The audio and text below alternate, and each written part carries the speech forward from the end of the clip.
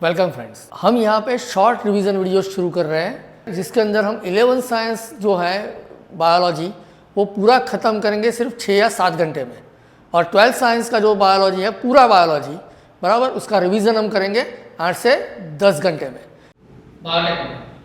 Principles and processes. अब देखो biotechnology में दो वर्ड्स हैं, बायो और टेक्नोलॉजी। तो biotechnology is the field of molecular biology dealing with the techniques of the using live microorganisms to produce a products that are useful to human kinds।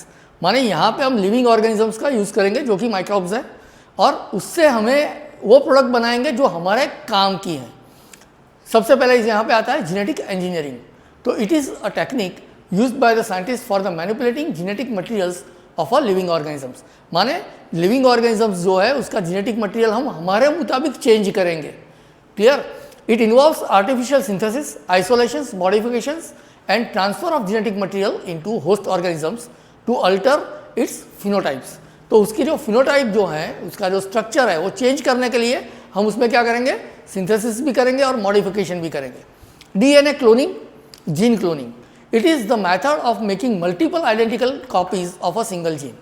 माने एक ही gene की हमें बहुत सारी कॉपीज करनी है तो इसको हम बोलेंगे डीएनए क्लोनिंग या तो फिर gene cloning. Now plasmid. Plasmid is a small circular extra chromosomal genetic materials.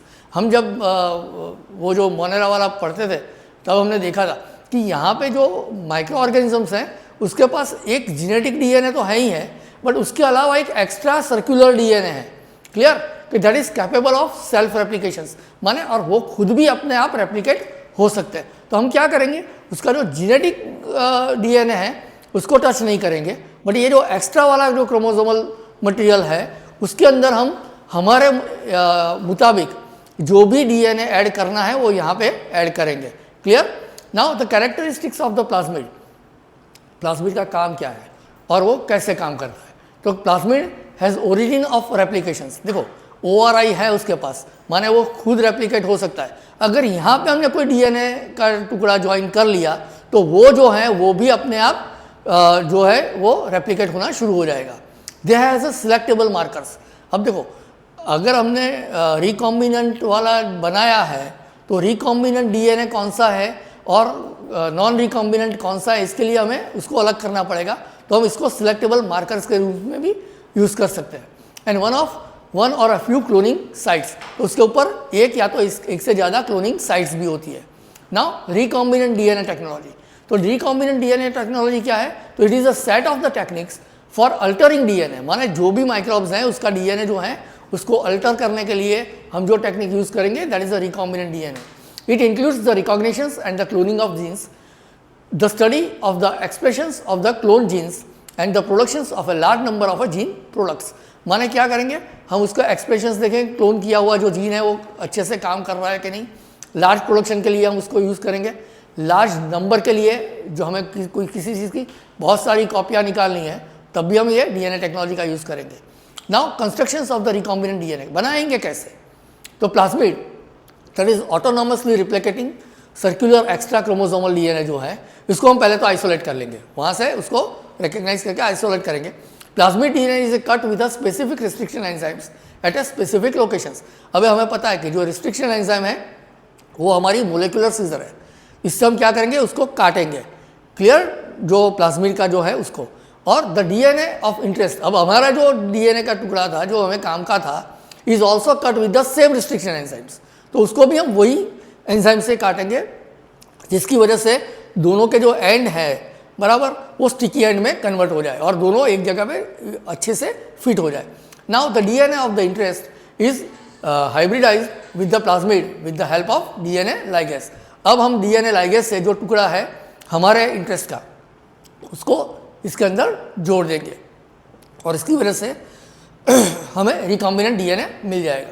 Now the recombinant DNA is now transfer into the host for the cloning. अब इसको हम क्या करेंगे, क्लोनिंग करने के लिए होस्ट सेल के अंदर ट्रांसफर कर देंगे। नाउ इसके लिए हमें ज़रूरत क्या पड़ेगी? तो tools for the recombinant DNA technology, तो they are also known as a molecular scissors, जिसकी हमने बात की, that is the restriction enzymes. There are two types of restriction enzymes. अब देखो रिस्ट्रिक्शन एंजाइम भी दो तरह के, या तो हम वो हमें दोनों एंड से काट के देंगे या तो फिर बीच में से काट के देंगे। अगर दोनों एंड से काट के देते हैं तो that is known as exonucleases. Clear? तो it makes the cut at the 5 end the 3 end, और दूसरा है एंडोन्यूक्लियस। तो ये जो है वो डीएनए का जो बीच वाला कोई भी पोर्शन है वहाँ से हमें ये काट के देगा। क्लियर है? Naming of the restriction endonuclease enzymes, for example in Eco R1, Eco R1 में जो है that is E coli strain जो है R, और सबसे पहला जो एंजाइम यहाँ से मिला था दैट इज 1। क्लियर? आई है, वो आई एग्जैक्टली नहीं है, इको R1 है। आई जो हमें दिखता है ना वो रोमन लेटर में 1 लिखा गया है। तो first letter represents the genus of the bacteria, that is eco. Clear? The next 2 letters represents the species from which the enzyme is isolated. Clear? The second capital letters represents the name of the strain. अब कौन सी strain में से हमने इसको निकाला है वो हमें वो भी हम यहाँ पे लिखेंगे। And the Roman number is indicated the order in which the enzyme is isolated. माने कौन से नंबर पर हमने ये एंजाइम को आइसोलेट किया था वो हमें रोमन लेटर से लिखेंगे। Restriction endonuclease recognize a particular sequence known as a palindromic sequence. अब ये समझो आप, हम अगर इसको बीच में से काटते हैं या तो कहीं से भी डीएनए को काटते हैं तो रिस्ट्रिक्शन एंजाइम को पता कैसे चलेगा कि मुझे कट कहाँ पे रखना है। तो इसके लिए हमारे जो डीएनए होता है उसके ऊपर पोलिंड्रोमिक श्रृंखला है। पोलिंड्रोमिक जो श्रृंखला होती है वो दोनों साइड से, मलायालम जैसा, आप मलायालम से शुरू करो तब भी मलायालम आएगा, पीछे से मीन्स 3 के एंड से शुरू करो तब भी वही आएगा, 5 से एंड से शुरू करो तब भी वही आएगा। तो palindrome is a sequence of the base pairs that reads the same on the forward strand and the reverse strand. Clear? तो आगे से और पीछे से दोनों तरह से जब आप इसको पढ़ोगे तो एक जैसा ही हम पढ़ सकेंगे। Now action of the restriction endonuclease enzymes, ये काम कैसे करता है? The recognition sequence for the restriction enzymes of Eco R1 is, clear? तो वो क्या है? इको R1, यहाँ पे भी आगे पीछे 3 और 5 के एंड पे आपको ये पॉलिंड्रोम्स मिल जाएंगे। तो eco R1 recognizes the particular palindromic sequence and makes a cut between the adjacent guanine and adenine nucleotides. तो वो क्या करेगा? ग्वानिन और न्यूक्लियोटाइड्स के बीच में ये कट करेगा and thereby producing overhanging single stranded piece called sticky end. और ये थोड़ा आगे से कट करेगा तो हमें क्या मिलेगा? स्टिकी एंड मिलेगा। देखो ये ब्लंट जो है अगर ऐसे हम इसको चिपकाएंगे तो वो टूट जाएगा, ऐसा नहीं करना है। थोड़ा सा इसे यहाँ से भी इसको छील लेंगे, थोड़ा यहाँ से भी, तो हमें स्टिकी एंड मिल जाएगा, फिर इसको लाइगेज से हम जोड़ देंगे। Clear? Now the general sticky ends can be joined by the DNA ligase to form recombinant DNA molecules. Clear? तो अब ये रिकॉम्बिनेंट डीएनए मोलिक्यूल्स हमारा बन गया। Second thing is gel electrophoresis. तो जेल इलेक्ट्रोफोरेसिस क्या है? It is a technique use for the separating and isolating the DNA fragments. हमें जो टुकड़ा यहाँ पे ऐड करना है तो वो तो पूरा डीएनए होगा, तो वहाँ से हम इसको अलग करेंगे, काटेंगे एंडोन्यूक्लियस से, और फिर क्या करेंगे? जेल इलेक्ट्रोफोरेसिस से इसको अलग करेंगे। तो electric field is applied to the electrophoresis matrix and negatively charge DNA moves towards anode. अब देखो जो छोटा वाला टुकड़ा है वो जल्दी से एनोड की ओर चला जाएगा क्योंकि ये नेगेटिवली चार्ज है, और जो बड़ा वाला टुकड़ा है वो पीछे रह जाएगा। अब जो छोटा वाला टुकड़ा है वो हमारा काम का है। तो fragments get separated according to their size. Now cloning vectors, तो example includes plasmids and bacteriophage. Generally हम लोग जो यूज़ करते हैं वो प्लाज्मिड्स एंड बैक्टीरियोफाज जो है इसको क्लोनिंग वेक्टर के हिसाब से यूज़ करते हैं क्योंकि वो बहुत आसानी से इन्फेक्ट कर सकते हैं। Clear? Cloning vectors consist of the origin of replications, तो उसके पास भी ओरिजिन ऑफ रेप्लिकेशन है। सिलेक्टेबल मार्कर है क्योंकि हमें कॉम्बिनेंट एंड रिकॉम्बिनेंट को अलग करना है। क्लियर? एंड वन और फ्यू क्लोनिंग साइट्स, तो इसके ऊपर क्लोनिंग साइट्स भी होती है।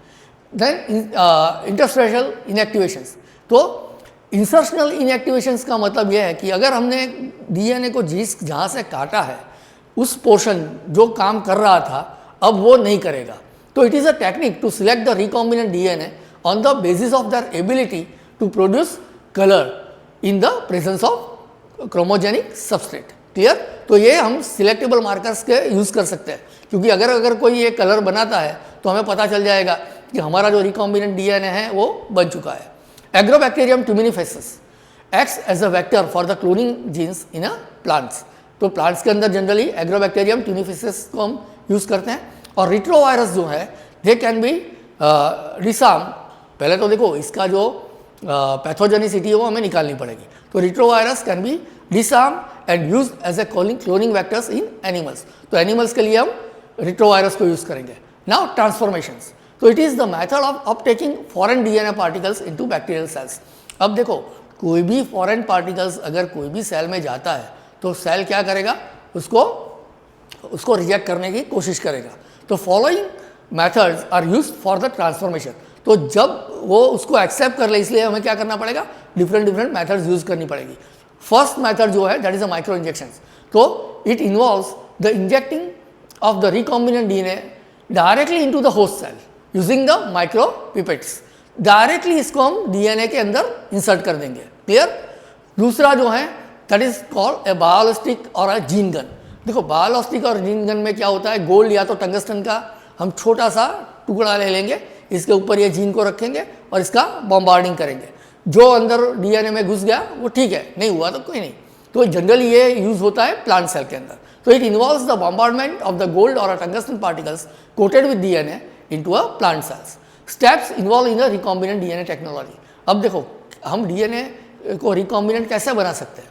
तो सबसे पहले तो हमें isolation of the genetic materials, सबसे पहले जीन ऑफ इंटरेस्ट जो हमें ऐड करना है उसको हमें आइसोलेट करना पड़ेगा। तो this is the method of the obtaining purified DNA. It is achieved by the lysosomes in bacteria, by the cellulase in a plant and by the chitinase in fungus. अगर bacteria है तो हम lysosomes use करेंगे, plant है तो cellulase use करेंगे, अगर fungus है तो काइटिनेज यूज करेंगे, जिससे इसकी सेल वॉल है वो डिस्ट्रॉय हो जाएगी। Now cutting of the DNA at a specific locations. अब हमें पता है कि हमें कौन सा जीन चाहिए, तो it is perform by the using restriction endonuclease and then separating the DNA fragments using agarose gel electrophoresis। अब हम उसको एंडोन्यूक्लियस से काटेंगे और एगारोस जेल इलेक्ट्रोफोरेसिस से उससे हमारा जो इंटरेस्ट ऑफ जीन है उसको हम अलग करेंगे। अब देखो ये एक ही टुकड़ा मिला है, अब एक ही टुकड़ा जो मिला है पर उससे हमारा काम चलने वाला नहीं है, हमें बहुत सारे ऐसे टुकड़े चाहिए। तो हम क्या करेंगे, amplification of the genes. The gene is amplified using polymerase chain reactions, जिसको हम पीसीआर कहते हैं। तो पोलीमरेज चेन रिएक्शन क्या है, तो polymerase chain reaction is a method of amplifying specific regions of the DNA strands. माने डीएनए का वो जो टुकड़ा है उसकी बहुत सारी कॉपियाँ निकालना, उसको एम्पलीफाई करना, इसको बोलते हैं polymerase chain reactions. And it involves 3 steps. First is the denaturation, second is annealing and third is extensions. This techniques require a set of primers and the thermostable DNA polymerase enzymes. क्योंकि देखो PCR में हम उसको गर्म भी करेंगे, तो यहाँ पे जो एंजाइम यूज़ होगा डीएनए पोलीमरेज वो थर्मोस्टेबल होना चाहिए, और वो हमें कहाँ से मिलता है, थर्मस एक्वेटिक्स में से। तो thermostable polymerase enzyme is isolated from the bacterium called Thermus aquaticus. The enzyme is resistant to the denaturation by heat treatment। और ये एंजाइम जो है वो बहुत सारी हीट जो है इसको इसके रेजिस्ट कर सकता है। Clear. Now the ligation of the DNA fragments into the vector for cloning. अब क्या करेंगे, उस टुकड़ा जो है उसको वेक्टर के अंदर डाल देंगे। Clear. Now the insertion of the recombinant DNA into recipient cells. अब इसको हम क्या करेंगे, रेसिपिएंट सेल्स जहाँ जिस सेल को हमें रिकॉम्बिनेंट बनाना है तो उसके अंदर हम उसको ट्रांसफ़र करेंगे, जिसकी वजह से वो सेल हमारे मुताबिक जो काम है वो करना शुरू करे। तो it is done by the making the cell competent to take up the DNA from the surroundings, and this method is known as transformation. तो इसी को हम बोलते हैं ट्रांसफॉर्मेशन। ये जो हमारा जो भी सेल है उसका डीएनए इसको एक्सेप्ट कर ले। Clear. Obtaining the gene products, तो it involves culturing host cells in a medium and then extracting the desired product. Clear. तो इसके लिए हम क्या करेंगे, बड़े बड़े देखो ये जो भी हम कर रहे हैं वो that is because of the industrial productions. Clear. तो हम यहाँ पे यूज़ करेंगे bioreactors. Bioreactor is used for the large scale production of the desired proteins, and 2 types of bioreactor use. One is a simple stir tank bioreactor.